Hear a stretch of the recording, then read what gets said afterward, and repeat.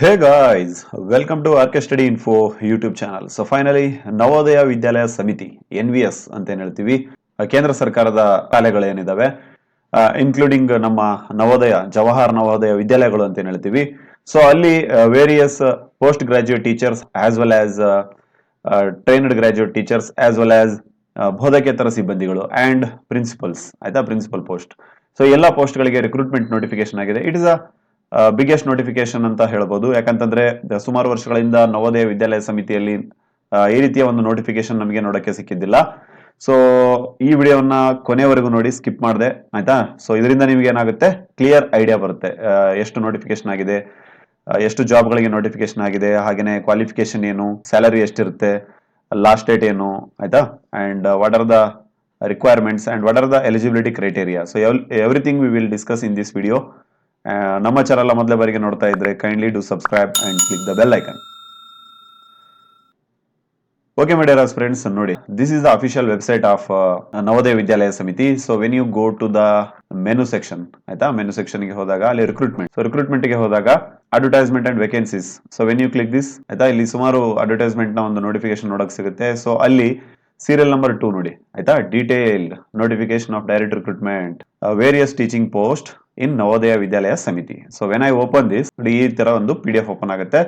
So ಅಲ್ಲಿ ನೀವು detail ಆಗಿ ನೋಡಬಹುದು. It is a total 28 page ಆಯ್ತಾ. Don't worry, we won't discuss 28 page, but ಏನೇನು ಹೈಲೈಟ್ ಇದೆ ಆಯ್ತಾ, ಏನೇನು ಇಂಪಾರ್ಟೆಂಟ್ ಇದೆ, ಸೊ ಅದನ್ನ ನಾವು ನಿಮಗೆ ಹೋಮ್ವರ್ಕ್ ಮಾಡಿ ತಂದಿದ್ದೀವಿ.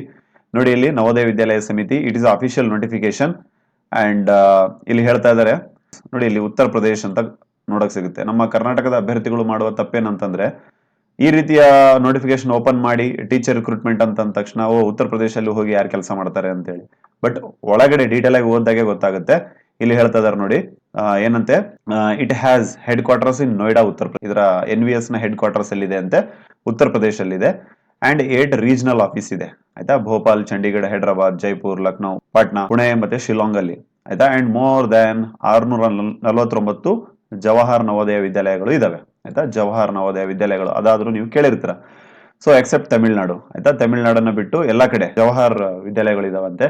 ಸೊ ಅಲ್ಲಿ ಪೋಸ್ಟ್ ಗಳಿಗೆ ನೋಟಿಫಿಕೇಶನ್ ಆಗಿದೆ ಅಂತ ಹೇಳಿ ಇಂಟ್ರಡಕ್ಷನ್ ಅಲ್ಲಿ ಹೇಳಿದ್ದಾರೆ. ನೋಡಿ, ಇಲ್ಲಿ ಮೊದಲನೇ ಕಂಡೀಷನ್ ಹೇಳ್ತಾ ಇದಾರೆ ಇವರು, the candidate may be posted anywhere in India ಆಯ್ತಾ. ಯು ಡೋಂಟ್ ಥಿಂಕ್ ದಟ್ ಕರ್ನಾಟಕದಲ್ಲಿ ಆಗುತ್ತೆ ಅಂತ ಹೇಳಿ.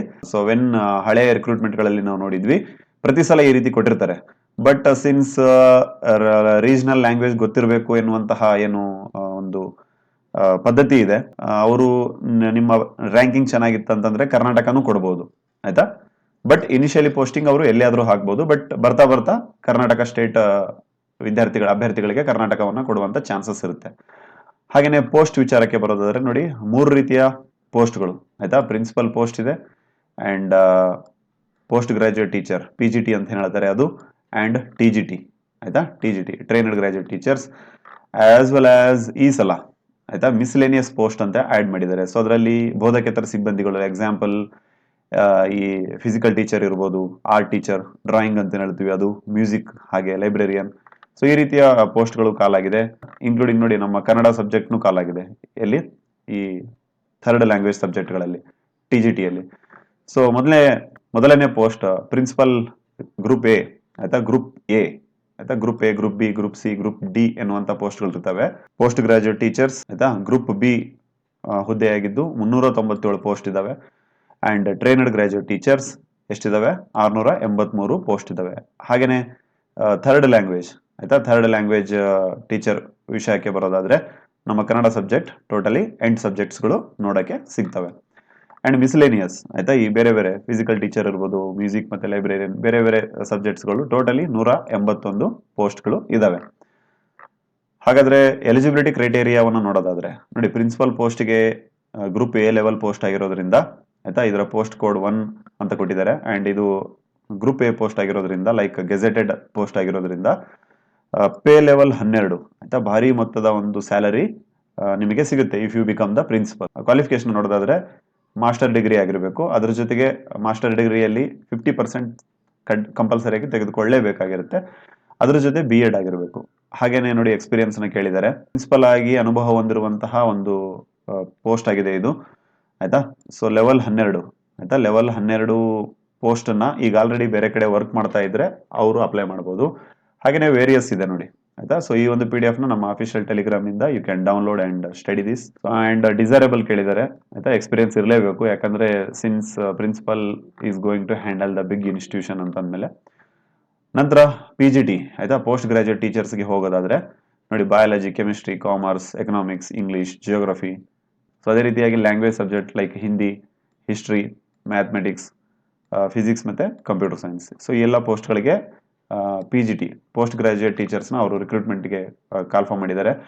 ಎಸೆನ್ಷಿಯಲ್ ಕ್ವಾಲಿಫಿಕೇಶನ್ ನೋಡೋದಾದ್ರೆ B.Ed ಆಗಿರಲೇಬೇಕು, ಅದ್ರ ಜೊತೆಗೆ ಮಾಸ್ಟರ್ ಡಿಗ್ರಿ ಆಯ್ತಾ. ಮಾಸ್ಟರ್ ಡಿಗ್ರಿ ಇನ್ ರಿಲೆವೆಂಟ್ ಆಯ್ತಾ. ಫಾರ್ ಎಕ್ಸಾಂಪಲ್ ಕೆಮಿಸ್ಟ್ರಿಗೆ ಅಪ್ಲೈ ಮಾಡ್ತಾ ಇದ್ರೆ MSc ಇನ್ ಕೆಮಿಸ್ಟ್ರಿ, ಕಾಮರ್ಸ್ಗೆ ಅಪ್ಲೈ ಮಾಡ್ತಾ ಇದ್ರೆ M.Com ಮಾಡಿರಬೇಕು ಆಯ್ತಾ, MA ಇನ್ ಎಕನಾಮಿಕ್ಸ್. ಸೊ ಈ ರೀತಿಯ ರಿಲೆವೆಂಟ್ ಡಿಗ್ರಿಯನ್ನು ಮಾಡಿರಲೇಬೇಕು.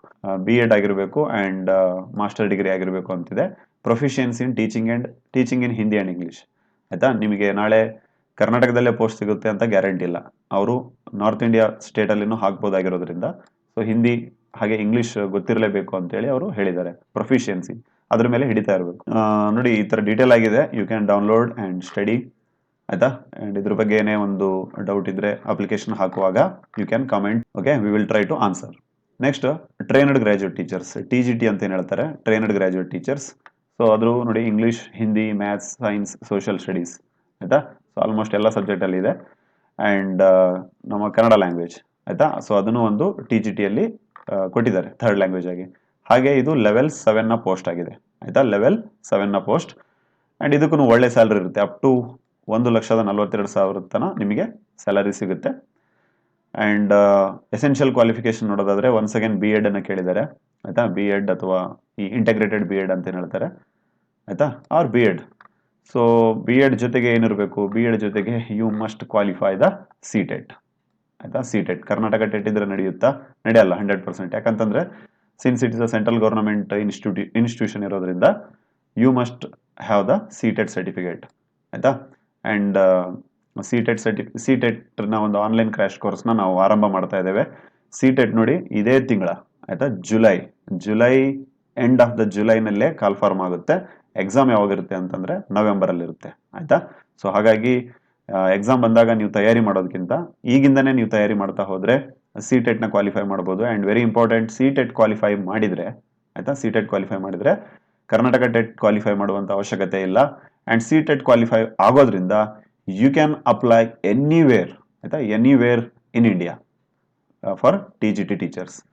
ಅಂಡ್ PU ಲೆಕ್ಚರ್ಸಿಗೂ ಟೆಟ್ ಕಂಪಲ್ಸರಿ ಮಾಡಿರೋದ್ರಿಂದ I suggest you to join our online crash course to get your dream certificate in your first attempt. Okay, next ಹೇಳೋದಾದ್ರೆ desirable qualification. Next miscellaneous teachers ನೋಡೋದಾದ್ರೆ music teacher ಆಯ್ತಾ. Music teacher, ಸಂಗೀತವನ್ನ ಯಾರು certificate ಮಾಡಿದ್ದೀರಾ, art ಅನ್ನ ಯಾರು, ಚಿತ್ರಕಲೆಯಲ್ಲಿ ಯಾರು ಸರ್ಟಿಫಿಕೇಟ್ ಕೋರ್ಸ್ ಇದೆ. ಹಾಗೇನೆ physical education, example BP.Ed, MP.Ed. ಹಲವಾರು ಅಭ್ಯರ್ಥಿಗಳು ಕೇಳ್ತಾ ಇದ್ರು ಕಾಮೆಂಟ್ ಅಲ್ಲಿ, ಸರ್ ನಾನ್ ಟೀಚಿಂಗ್ ಸ್ಟಾಫ್ನ ಯಾವಾಗ ರಿಕ್ರೂಟ್ಮೆಂಟ್ ಮಾಡ್ತಾರೆ ಅಂತ ಹೇಳಿ.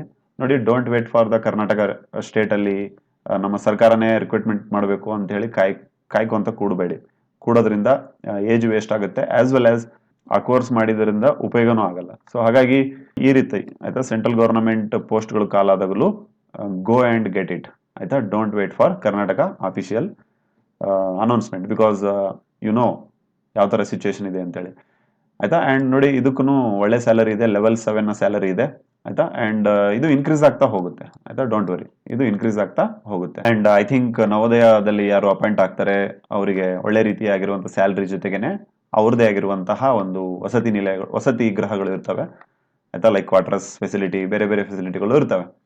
ಸೊ ಅದೇನೇ ಇರಲಿ, ಟ್ರೈ ಟು ದೀಸ್ ಜಾಬ್ಸ್ ಆಯ್ತಾ.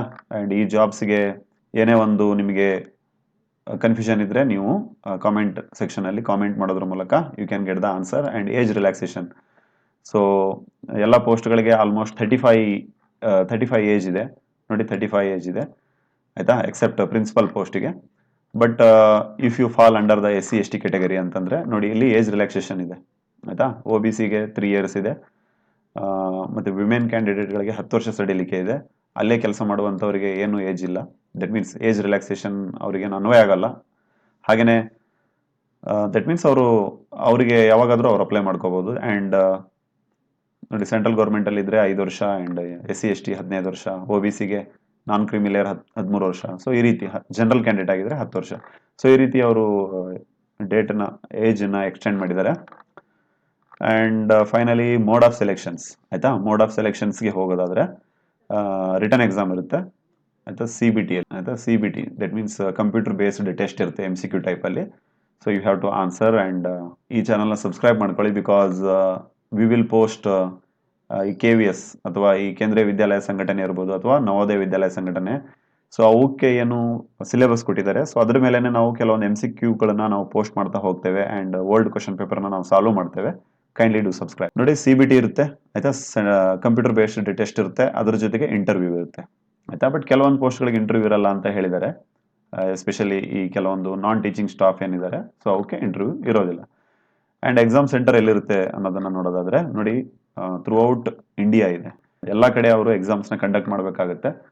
ನಮ್ಮ ಕರ್ನಾಟಕದಲ್ಲಿ ಬೆಳಗಾವಿ, ಬೆಂಗಳೂರು, ಧಾರವಾಡ, ಹುಬ್ಳಿ, ಕಲಬುರಗಿ, ಮ್ಯಾಂಗ್ಳೂರು, ಮೈಸೂರು, ಶಿವಮೊಗ್ಗ, ಉಡುಪಿ, ಸೊ ಈ ಎಲ್ಲ ಡಿಸ್ಟಿಕ್ಗಳಲ್ಲಿ CBTಗೆ ಆಯಿತಾ, CBTಗೆ ಅಂದರೆ ಕಂಪ್ಯೂಟರ್ ಬೇಸ್ಡ್ ಟೆಸ್ಟಿಗೆ ಸೆಂಟರ್ನ ಕೊಟ್ಟಿದ್ದಾರೆ. ಸೊ ನೀವು ಕಂಪ್ಯೂಟರ್ ಬೇಸ್ಡ್ ಟೆಸ್ಟಲ್ಲಿ ನೀವು ಪಾಸ್ ಆದರೆ ನೀವು ಐ ಥಿಂಕ್ ಡೆಲ್ಲಿಗೆ, ಇಲ್ಲ ಅಂತಂದರೆ ಅವರ ಏನು ಹೆಡ್ ಕ್ವಾರ್ಟರ್ಸ್ ಇದೆ ಅಲ್ಲೇ ಹೋಗಿ ಇಂಟರ್ವ್ಯೂ ಕೊಡಬೇಕಾಗತ್ತೆ. ಆ್ಯಂಡ್ ಸ್ಕೀಮ್ ಆಫ್ ಎಕ್ಸಾಮಿನೇಷನ್ ನೋಡಿ, ಎಕ್ಸಾಮಿನೇಷನ್ ನೋಡೋದಾದರೆ ಪ್ರಿನ್ಸಿಪಲ್ ಪೋಸ್ಟ್ಗೆ ಟೋಟಲಿ 150 ಮಾರ್ಕ್ಸ್ನ 150 ಮಾರ್ಕ್ಸಿನ ಒಂದು ಪ್ರಶ್ನೆ ಪತ್ರಿಕೆ ಇರುತ್ತೆ. ಅದಕ್ಕೆ 150 ಮಾರ್ಕ್ಸ್ ಅಂತ ಹೇಳಿದ್ದಾರೆ ಆಯಿತಾ. 1x1 150 ಕ್ವಶನ್ಸ್, 150 ಮಾರ್ಕ್ಸ್ ಇದೆ. ರೀಸನಿಂಗ್ ಇದೆ, ಜನರಲ್ ಅವೇರ್ನೆಸ್ ಆಯಿತಾ, ಲ್ಯಾಂಗ್ವೇಜ್ ಕಾಂಪಿಟೆನ್ಸ್ ಲೈಕ್ ಇಂಗ್ಲೀಷ್ ಲ್ಯಾಂಗ್ವೇಜ್ನ ಅವರು ಟೆಸ್ಟ್ ಮಾಡ್ತಾರೆ ಆಯಿತಾ. ಹಾಗೆಯೇ ಹಿಂದಿಯನ್ನು ಟೆಸ್ಟ್ ಮಾಡ್ತಾರೆ, since it's a central government post ಆಗಿರೋದ್ರಿಂದ. ಸೊ ಪಬ್ಲಿಕ್ ಅಡ್ಮಿನಿಸ್ಟ್ರೇಷನ್ ಅಂತಿದೆ, and academic and residential detailed syllabus NVS ವೆಬ್ಸೈಟಲ್ಲಿ ಹಾಕಿದ್ದೀವಿ ಅಂತ ಹೇಳ್ತಾ ಇದ್ದಾರೆ ಆಯಿತಾ. ಸೊ ಎಲ್ಲವಕ್ಕೆ ಈ ರೀತಿ ಒಂದು ಮಾರ್ಕನ್ನು ಅವರು ಹಂಚಿಕೆ ಮಾಡಿದ್ದಾರೆ. ಆ್ಯಂಡ್ ಪೋಸ್ಟ್ ಗ್ರಾಜ್ಯುಯೇಟ್ ಟೀಚರ್ಸ್ ಆಯಿತಾ, ಪೋಸ್ಟ್ ಗ್ರಾಜ್ಯುಯೇಟ್ ಟೀಚರ್ಸ್ PGT ಅಂತ ಏನು ಹೇಳ್ತಾರೆ, ಸೊ ಅದಕ್ಕೂ 150 ಮಾರ್ಕ್ಸ್ನ ಒಂದು ಎಕ್ಸಾಮ್ನ ಇಡ್ತಾರೆ. ನೋಡಿ, GK ಇದೆ, ರೀಸನಿಂಗ್ ಇದೆ, ನಾಲೆಜ್ ಆಫ್ ICT ಆಯಿತಾ, information communication technology, teaching aptitude and ಆಯಿತಾ. ಆ್ಯಂಡ್ ಕೆಲವೊಂದು ಪೆಡಗಾಜಿಗೆ ಸಂಬಂಧಪಟ್ಟಂತಹ ಪ್ರಶ್ನೆಗಳು ನೋಡಿ, ಇತ್ತೀಚೆಗೆ ನ್ಯೂ ಎಜುಕೇಷನ್ ಪಾಲಿಸಿ ಇದೆ, ಸೊ ಅದ್ರ ಮೇಲೇನೂ ಪ್ರಶ್ನೆಗಳು ಬರುತ್ತೆ ಅಂತ ಹೇಳಿದ್ದಾರೆ. ಆ್ಯಂಡ್ ಲ್ಯಾಂಗ್ವೇಜ್ ಕಾಂಪಿಟೆನ್ಸಿ ಆಯಿತಾ, ಇಂಗ್ಲೀಷ್ ಮತ್ತು ಹಿಂದಿ ಲ್ಯಾಂಗ್ವೇಜ್ಗೆ ಟೋಟಲಿ 20 ಮಾರ್ಕ್ಸ್ನ ಪ್ರಶ್ನೆಗಳು ಇರ್ತವೆ. ಆ್ಯಂಡ್ ಟ್ರೈನ್ಡ್ ಗ್ರಾಜ್ಯುಯೇಟ್ ಟೀಚರ್ಸ್ ಆಯಿತಾ, ನಮ್ಮ ಕರ್ನಾಟಕದ ಅಭ್ಯರ್ಥಿಗಳು ಆಲ್ಮೋಸ್ಟ್ B.Ed ತುಂಬ ಜನ ಮಾಡಿರುವುದರಿಂದ ಟ್ರೈನ್ಡ್ ಗ್ರಾಜ್ಯುಯೇಟ್ ಟೀಚರ್ಸ್ಗೆ ನೀವು ಅಪ್ಲೈ ಮಾಡ್ಬೋದು. Part 1, part 2, totally part 5 and part 6, totally part 6 ಇದೆ. ಇಲ್ಲಿನೂ 150 ಮಾರ್ಕ್ಸ್ನ ಒಂದು ಎಕ್ಸಾಮ್ನ ಇಲ್ಲಿ ಕಂಡಕ್ಟ್ ಮಾಡಲಾಗುತ್ತೆ. ಸೇಮ್ ನೋಡಿ, GK ಇದೆ, ರೀಸನಿಂಗ್ ಇದೆ, ಟೀಚಿಂಗ್ ಆಪ್ಟಿಟ್ಯೂಡ್ ಇದೆ ಆಯಿತಾ, ಡೊಮೇನ್ ಆಫ್ ನಾಲೆಜ್ ಆಯಿತಾ, ಎಜುಕೇಷನ್ ಬಗ್ಗೆ ನೀವು ಎಷ್ಟು ತಿಳ್ಕೊಂಡಿದ್ದೀರಾ, like new education policy, Khelo India scheme ಏನಿದೆ ಅದು, ಸೊ ಎಲ್ಲವನ್ನ ಅವರು ಕವರ್ ಮಾಡ್ತಾರೆ. ಆ್ಯಂಡ್ ಒನ್ಸ್ ಅಗೇನ್ ಇಂಗ್ಲೀಷ್ ಮತ್ತು ಹಿಂದಿನೂ ಪ್ರಶ್ನೆಗಳನ್ನು ಕೇಳ್ತಾರೆ 30 ಮಾರ್ಕ್ಸ್ಗೆ, ಓಕೆನಾ. ಆ್ಯಂಡ್ ಎಲ್ಲ ಅಪ್ಡೇಟ್ಗಳಿಗಾಗಿ ನವೋದಯ ವೆಬ್ಸೈಟ್ನ ನೋಡಿ. ಆ್ಯಂಡ್ ನಮ್ಮ ಯೂಟ್ಯೂಬ್ ಚಾನಲ್ನು ಈ ಬಗ್ಗೆ ನಿರಂತರವಾಗಿ ಅಪ್ಡೇಟನ್ನು ನಾವು ನೀಡ್ತಾ ಹೋಗ್ತೇವೆ. ಸಬ್ಸ್ಕ್ರೈಬ್ ಮಾಡಿ. ಆ್ಯಂಡ್ ಹೌ ಟು ಅಪ್ಲೈ ಆಯಿತಾ, ಇಷ್ಟೆಲ್ಲ ತಿಳ್ಕೊಂಡ್ಮೇಲೆ ಹೇಗೆ ಅಪ್ಲೈ ಮಾಡಬೇಕು ಸರ್ ಅನ್ನೋದನ್ನು ನೋಡೋದಾದರೆ, you have to go through the www.navodaya.gov.in ಏನು ವೆಬ್ಸೈಟ್ ಇದೆ, ಸೊ ಆ ವೆಬ್ಸೈಟ್ನಲ್ಲೇ ಮಾತ್ರ ನೀವು ಅರ್ಜಿ ಸಲ್ಲಿಸಬೇಕು. ಬೇರೆ ರೀತಿ ಆಫ್ಲೈನ್ ಮೋಡ್ ಮೂಲಕ ಹೋಗೋದಾದರೆ ಅರ್ಜಿ ಏನಾಗುತ್ತೆ, ರಿಜೆಕ್ಟ್ ಆಗುತ್ತೆ. ಸೊ ಎಕ್ಸಾಮ್ ಫೀಸ್ ನೋಡಿ, ಎಕ್ಸಾಮ್ ಫೀಸ್ ಬಹಳ ಇದೆ ಈ ಸಲ. ಪ್ರಿನ್ಸಿಪಲ್ ಪೋಸ್ಟಿಗೆ 2000 ಇದೆ, PGT 1800 ಇದೆ, ದಟ್ ಮೀನ್ಸ್ 1800 1800. ಆ್ಯಂಡ್ TGT ಪೋಸ್ಟಿಗೆ ಅಥವಾ ಈ ಬೋಧಕೇತರ ಸಿಬ್ಬಂದಿಗೆ 1500 ಫಿಕ್ಸ್ ಮಾಡಿದ್ದಾರೆ ಆಯಿತಾ. ಸೊ ಹಾಗಾಗಿ don't wait for the last minute, ಯಾಕಂದರೆ ಬಹಳ ಸಲ ವೆಬ್ಸೈಟ್ ಜಾಮ್ ಆಗ್ಬಿಡುತ್ತೆ ಅಥವಾ ವೆಬ್ಸೈಟ್ ಸರ್ವರ್ ತಗೊಳ್ಳೋದಿಲ್ಲ. ಸೊ ಅದೇನೇ ಇರಲಿ, ರಿಜಿಸ್ಟ್ರೇಷನ್ ಓಪನ್ ಆಗೋದು ಆಲ್ರೆಡಿ ಓಪನ್ ಆಗಿದೆ 2 ಜುಲೈ 2022ರಿಂದ. ಆ್ಯಂಡ್ ರಿಜಿಸ್ಟ್ರೇಷನ್ ಕ್ಲೋಸ್ ಆಗೋದು ಯಾವತ್ತು, ಇದೇ ತಿಂಗಳ 22ನೇ ತಾರೀಕಿಗೆ ಆಯಿತಾ. ಸೊ ಈಗಲೇ ನೀವು ಅಪ್ಲೈ ಮಾಡಿಕೊಂಡು start your preparation. And date of CBT ನಿಮಗೆ ವೆಬ್ಸೈಟ್ನಲ್ಲಿ ಇಂಟಿಮೇಷನ್ ಮಾಡ್ತಾರೆ ಆಯಿತಾ. ಆ್ಯಂಡ್ ನೋಡಿ, ಜನರಲ್ ಇನ್ಸ್ಟ್ರಕ್ಷನ್ಸ್ ಇದೆ, ನೀವು ಇದನ್ನು ಓದ್ಕೋಬೋದು. ಆ್ಯಂಡ್ ಬೇರೆ ಬೇರೆ ಅನಕ್ಷರಗಳು ಆಯಿತಾ, ನಿಮ್ಮ ಹತ್ರ OBC ಸರ್ಟಿಫಿಕೇಟ್ ಯಾವ ಥರ ಮಾಡಿಸ್ಬೇಕು ಅನ್ನೋದು ಕನ್ಫ್ಯೂಷನ್ ಇದ್ದರೆ SC ಸರ್ಟಿಫಿಕೇಟ್ ಪ್ರತಿಯೊಂದನ್ನು, ಹಾಗೆ PWD ಸರ್ಟಿಫಿಕೇಟ್ ಇರ್ಬೋದು ಆಯಿತಾ, ಎಕನಾಮಿಕಲ್ ವೀಕರ್ ಸೆಕ್ಷನ್, ಸೊ ಎಲ್ಲ ಫಾರ್ಮೆಟ್ನ ಅವರು ಅಪ್ಲೋಡ್ ಮಾಡಿದ್ದಾರೆ ಆಯಿತಾ. ಸೊ ಇದೇ ರೀತಿಯ ಫಾರ್ಮೆಟಲ್ಲಿ ನೀವು ತೆಗೆಸಿ ರೆಡಿ ಮಾಡಿ ಇಟ್ಕೊಂಡು ನಂತರ ನೀವು ಅಪ್ಲಿಕೇಶನ್ನ ಹಾಕಿ. ಸೊ ನವೋದಯ ವಿದ್ಯಾಲಯ ಸಂಘಟನೆ ಇದೊಂದು ಅತ್ಯಂತ ಪ್ರತಿಷ್ಠಿತ ಒಂದು ಇನ್ಸ್ಟಿಟ್ಯೂಟ್ ಆಗಿದೆ. ಪ್ಯೂರ್ ಸೆಂಟ್ರಲ್ ಗೌರ್ಮೆಂಟ್ ಪೋಸ್ಟ್ ಆಗಿರೋದ್ರಿಂದ ದೊಡ್ಡ ಮಟ್ಟದ ಸ್ಯಾಲರಿಯ ಜೊತೆಗೆ ಉನ್ನತ ಎಜುಕೇಷನ್ ಹಾಗೆಯೇ ಹೊಸ ಹೊಸದನ್ನು ಕಲಿಯುವಂತಹ ಒಂದು ಅವಕಾಶ ನಿಮಗೆ ಸಿಗುತ್ತೆ ಈ ಒಂದು ಇಲಾಖೆಯಲ್ಲಿ. I suggest you to apply for these post. ಆಯ್ತಾ, ಈ ಎಲ್ಲ ಪೋಸ್ಟ್ಗಳಿಗೆ ನೀವು ಅಪ್ಲೈ ಮಾಡಿ in case if you are eligible. And ನೋಡಿ, CTET ಇನ್ನೂ ಯಾರು ಕ್ವಾಲಿಫೈ ಆಗಿಲ್ಲ ಆಯ್ತಾ, ನಮ್ಮ ಯೂಟ್ಯೂಬ್ ಚಾನಲ್ ಕಡೆಯಿಂದ CTETಗೆ ಅಂಡ್ ಕರ್ನಾಟಕ ಟೆಟ್ಗೆ ಆನ್ಲೈನ್ ಕ್ರ್ಯಾಶ್ ಕೋರ್ಸ್ ಲಭ್ಯ ಇರುತ್ತೆ ಆಯ್ತಾ. ಆನ್ಲೈನ್ ಕ್ರ್ಯಾಶ್ ಕೋರ್ಸ್ ನ ಯಾವ ತರ ಸೇರಬೇಕು ಅಂತಂದ್ರೆ, ಈ ವಿಡಿಯೋದ ಡಿಸ್ಕ್ರಿಪ್ಷನ್ ಅಲ್ಲಿ ಒಂದು ಲಿಂಕ್ ಇರುತ್ತೆ, ಗೂಗಲ್ ಫಾರ್ಮ್ ಇರುತ್ತೆ. ಸೊ ಅದನ್ನ ನೀವು ತುಂಬುವುದ್ರ ಮೂಲಕ ಯು ಕ್ಯಾನ್ ರೀಚ್ ಅಸ್ ಆಯ್ತಾ. ಅಂಡ್ ನಿಮ್ಮ ಮೊದಲನೇ ಅಟೆಂಪ್ಟಿನಲ್ಲಿನೇ ನೀವು CTET ನ ಕ್ವಾಲಿಫೈ ಮಾಡುವ ಹಾಗೆ ತರಬೇತಿಯನ್ನ ನೀಡಲಾಗುತ್ತೆ ಆಯ್ತಾ. And when you open the CTET, it opens the this kind of opportunities ಆಯ್ತಾ. ಈ ರೀತಿಯ ಒಂದು ಆಪರ್ಚುನಿಟಿಗೆ ಅದು ನಿಮ್ಮನ್ನ ಕರ್ಕೊಂಡು ಹೋಗುತ್ತೆ. ಸೊ ಹಾಗಾಗಿ don't wait for the Karnataka TET ಆಯ್ತಾ. ಕರ್ನಾಟಕ ಟೆಟ್ ಡಿಲೇ ಆಗ್ಬೋದು, ಬಟ್ CTET ಖಂಡಿತ ಇದೇ ಜುಲೈ ಅಥವಾ ಜುಲೈನಲ್ಲೇ ಕಾಲ್ಫರ್ಮ್ ಆಗುವಂತ ಚಾನ್ಸಸ್ ಇದೆ. ಓಕೆನಾ. And thank you for listening. As always, God bless you all.